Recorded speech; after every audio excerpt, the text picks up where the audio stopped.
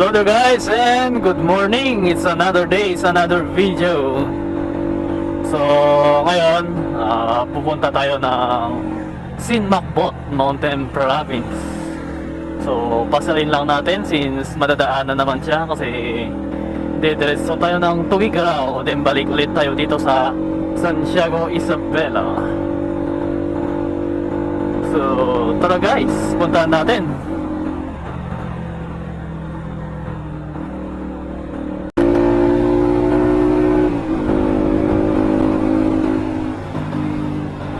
Welcome to Barangay Kiling, Alfonso Lista, Ifugao.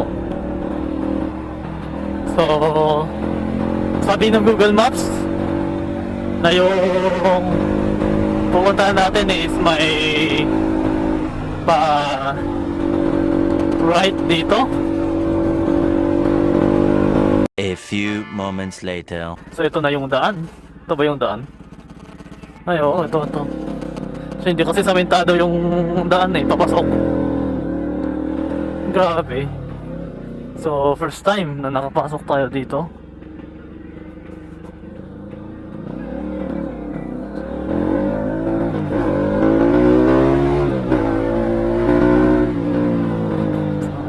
Puntang Sinmakbot. Ayos po yung daan nyo. Off-road pala ulit tayo. Akala ko ba naman, maganda. Ay, shit! Grabe, adventure na lang talaga, pag ganito gusto nating mamasyal sa mga ibang daan, mas maganda talaga mag-adventure na lang. Yung mag-aalanganin ka pa, tulad nito. Parang hindi pa daan. Shit! Okay na. Gago, naglagay ng humps doon. Tapos sa gitna pa.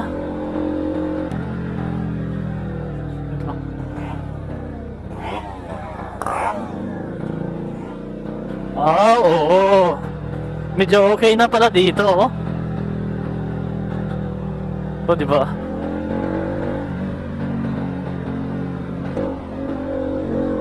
Ganda,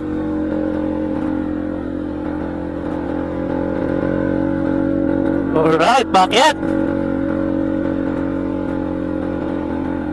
So, maisan pala to.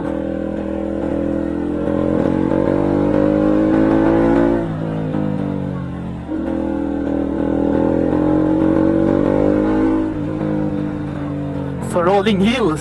Ganito ang rolling hills dito. So, ito pala yung view pag pupunta ng Sinmakbot. Baya doon sa dinaanan natin, Barangay Kiling. So, mga rolling hills makikita mo. And expect na hindi maganda yung ibang part ng kalsada, ng mga lubak. May mga dust. Tapos may mga off-road.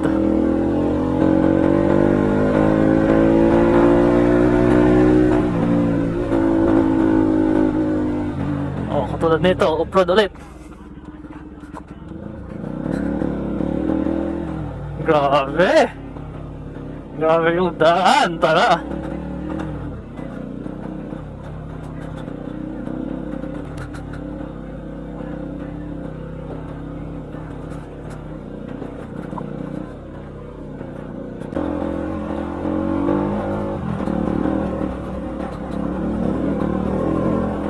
So, it's really another off-road adventure.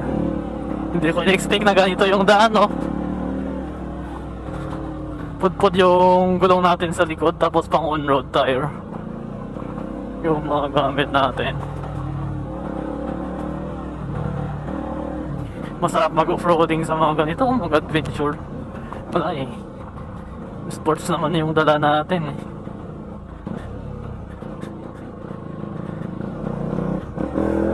Ito dapat yung titignan din ng mga Department of Highways,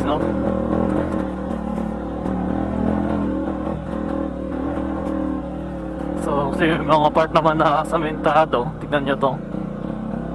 Pero konti lang.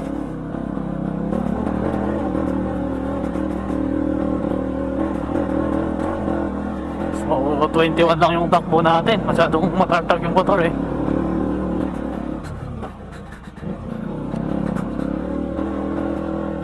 So we are here to Naupo, Katubangan, doon Malalupa and Kiling dito sa Katubangan. So this is Katubangan already.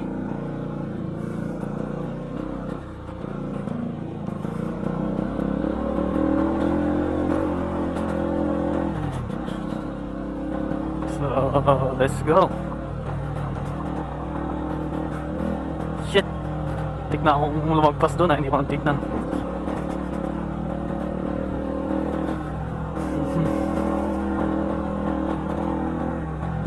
Maganda naman yung view kasi rolling hills and mountainous. Ang problema nga lang dito, yung daan talaga. Tignan mo, kalaking bato oh.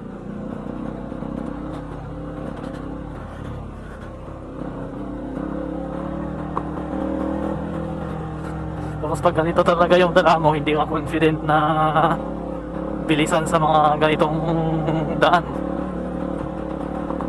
Hindi ka tulad ng pang off-road, sige banat! Kasi maganda yung yung pag-bounce ng motor pag off-road. Hindi katulad ng mga to.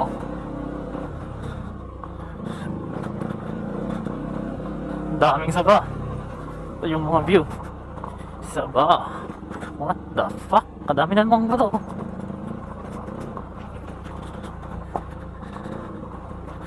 Well, it's like pinili naman natin to. Sobrang init na. Sobrang init. Like what the fuck.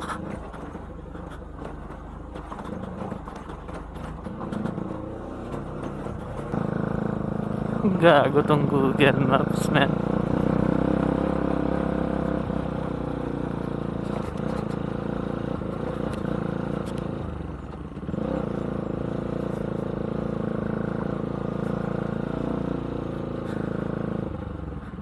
Adaba dalan papansin makbot dito eh.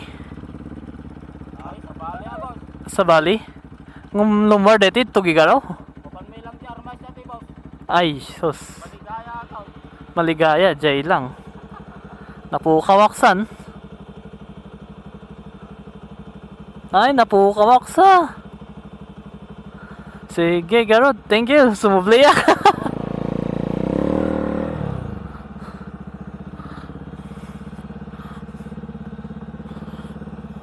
So, naligaw tayo.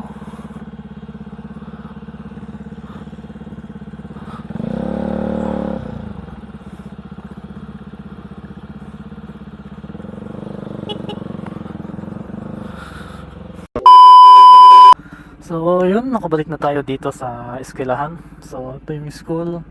Dito tayo galing kanina. Dito tayo dumaan. Nung naligaw tayo, sabi niya na ibang daan to. So, I think dito ata. Try natin dito, dumaan. So, let's try. Isang RS200 oh. So, pakita nga natin dito.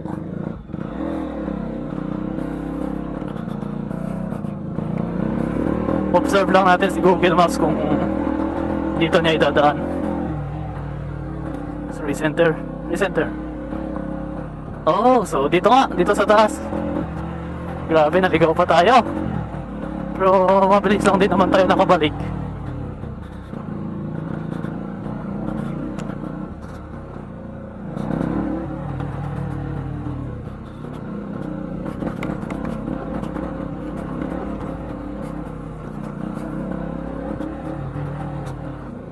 Yupsi! Alright. So, Squammies. Ganda mag-adventure, man.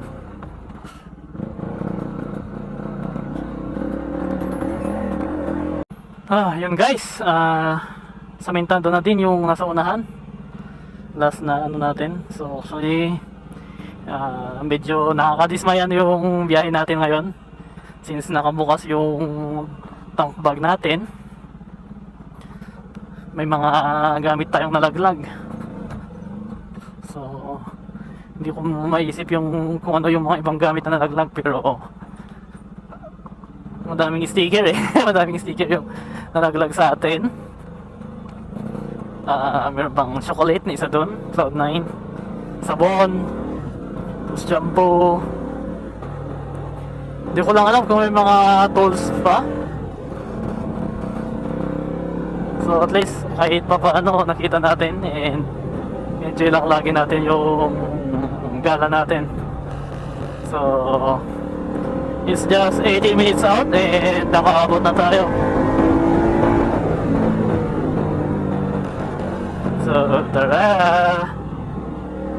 Ay, nakakapanginayang yung malaglagan pa ng gamit, puta! So ito, actually samentado na lahat.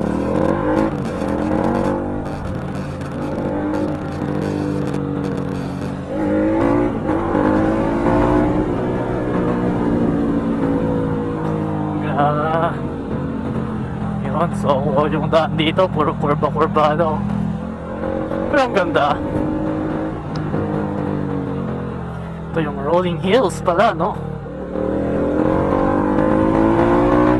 Hindi lang sa Bohol, meron lang din pala tayo dito.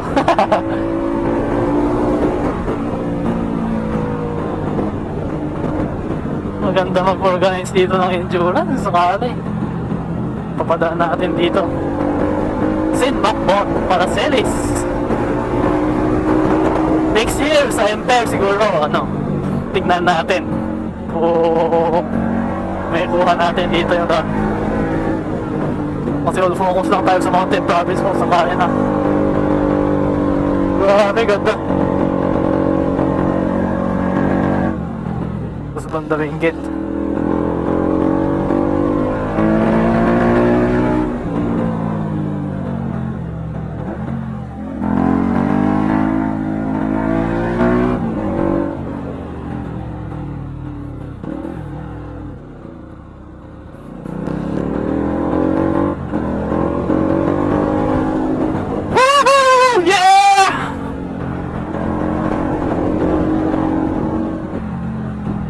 Macbot Viewpoint. Alright, 8.5 kilometers.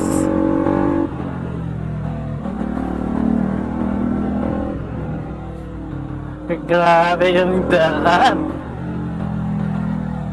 Napakapangit. Off-road.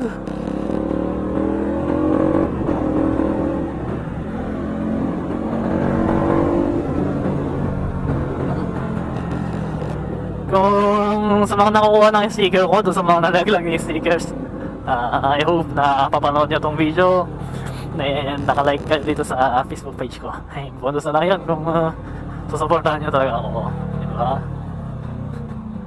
So yun, Simabot Viewpoint. Pero wala siyang siya, Simabot, pero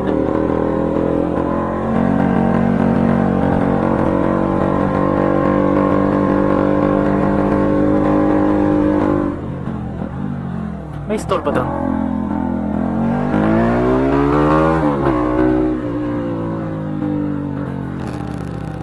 So, rescue base. Woo! Ganda! Astig! Wow! Woo!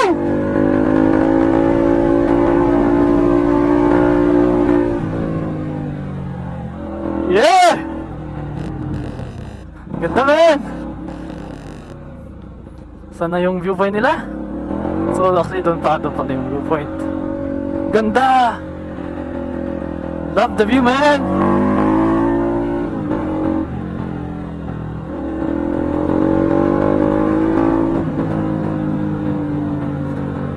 Shake brakes. Wow! Gayos! Gar!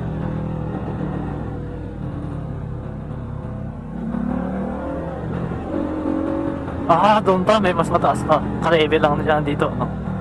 Ang daan doon. Oo, doon. 9 minutes out. 9 minutes lang, pero ang ganda dito, men. Right! Tapos yung hangin, yung init dito, hindi as in masyadong mainit. O siguro nahanginan lang. Oh, nice, nice. So, I think this is the viewpoint. No. This is a private property. Pero ang ganda. May gas station dito. Ang tawag nila dito, Yelida Adventure. Ayos. So, this is the Yelida Adventure. Parang tram line. Yeah, I think yun yung ginagawa nila dito. Ang ganda. Grabe. Oh, so may mga off-road pa. Oh, tignan nyo. Dun. May mga off-road na daanan. Yo, what the fuck? Ang sarap magpasyal dito pag off-road ka.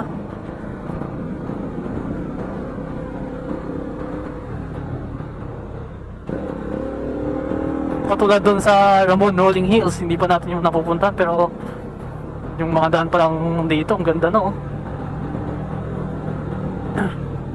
Try nga natin manghiram ng pang off-road, guys, kung kung meron. Ang ganda, sobra. Damn. Dito to sa yun, oh. Yun ba yung daan? Yun parang daan yun, eh.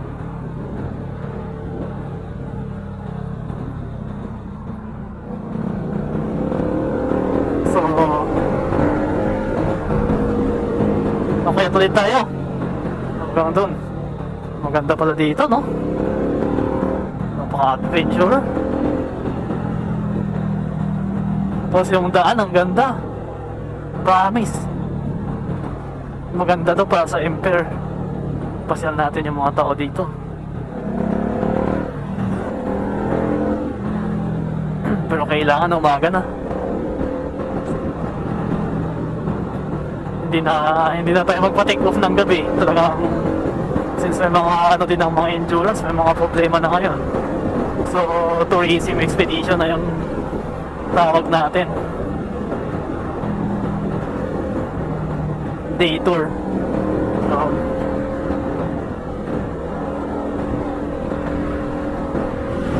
Woo! Ganda, man!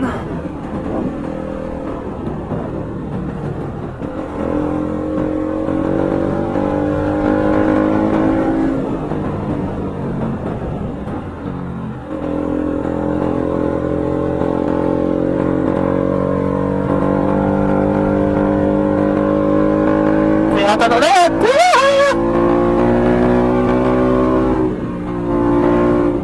Ang ganda yung backyard na to. Kikita mo talaga umaakyat ka sa bundok.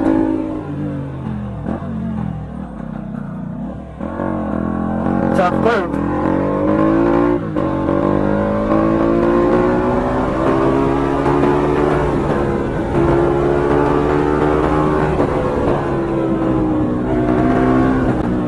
Tapos yung kalsada nila dito, ang ganda.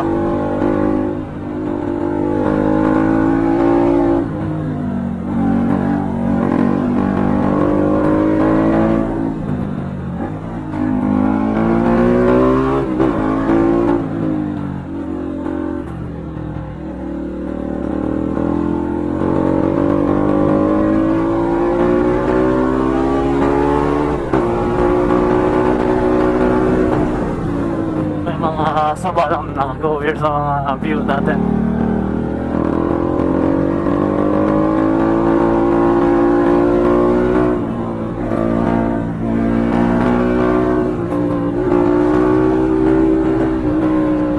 Damn! That view, guys!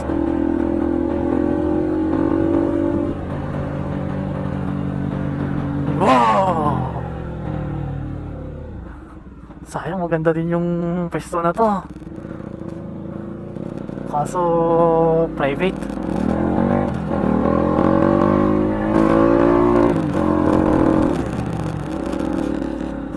Yun guys, dito na tayo sa Simabot View Deck. So ito na yung view deck. Saan yung view deck? Parang hindi mo naman nila in-improve. So tara, pasilay natin.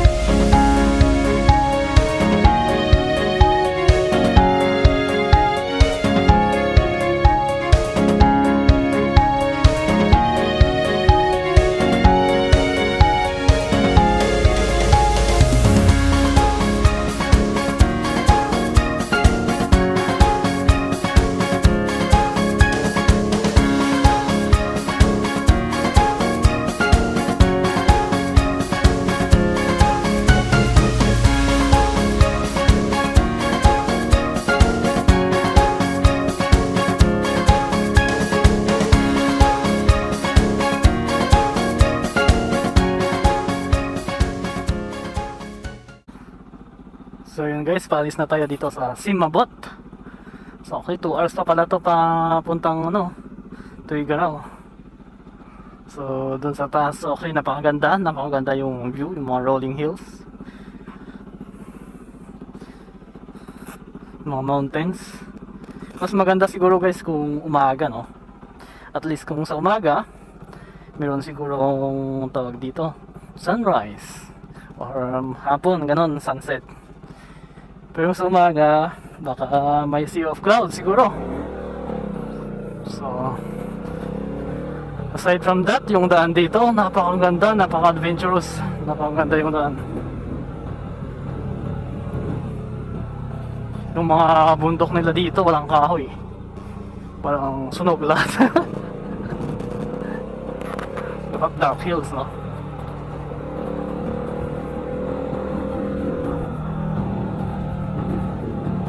Tingnan nyo, kahit isang kahoy dyan sa mga bundok na yan, walang isa. Wala man lang isang kahoy. Ito yung isang rason kung bakit mainit yung panahon ng dito. Pero yung hangin dito maganda pa rin eh.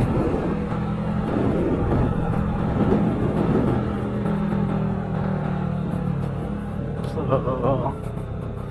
2 hours more of travel para sa atin.